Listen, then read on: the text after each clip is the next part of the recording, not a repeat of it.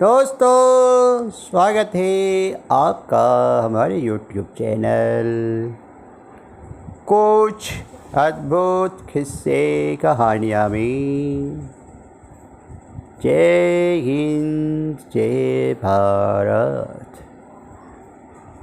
दोस्तों, पैसे सुनो कहानी सीरीज में दूसरी कहानी जिसका नाम है सियार और ढोल।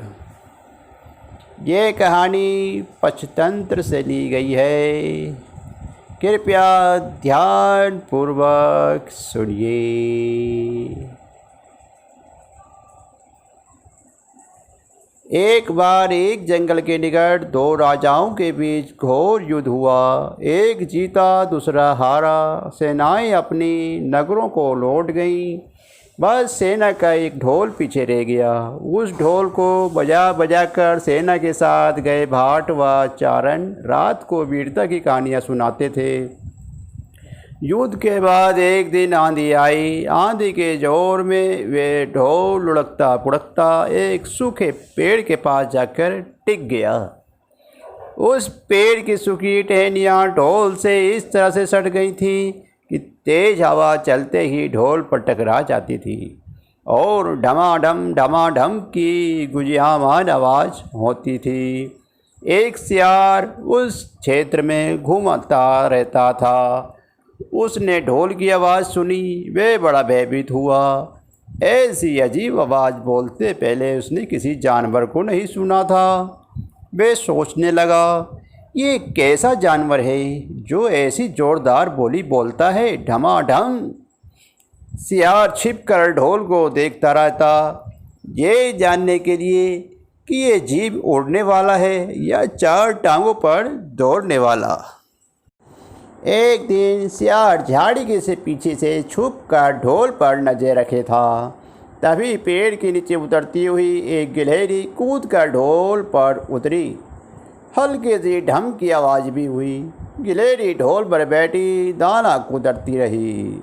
सियार बड़बड़ाया, ओह, तो ये कोई हिंसक जीव नहीं है, मुझे भी डरना नहीं चाहिए। सियार फूंक फूंक कर कदम रखता ढोल के निकट गया। उसे सूंघा। ढोल का उसे ना कोई सिर नजर आया ना पैर। तभी हवा के झोंके से टहनियाँ ढोल से टकराईं। ढम की आवाज़ हुई और सियार उछलकर पीछे जा गिरा। अब समझ आया। सियार उठने की कोशिश करता हुआ बोला, ये तो बाहर का खोल है, जीव इसके अंदर है।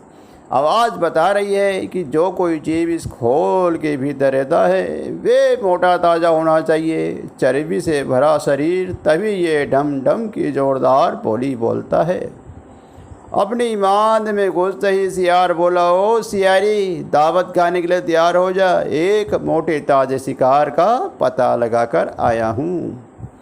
सियारी पूछने लगी, तुम उसे मारकर क्यों नहीं लाए?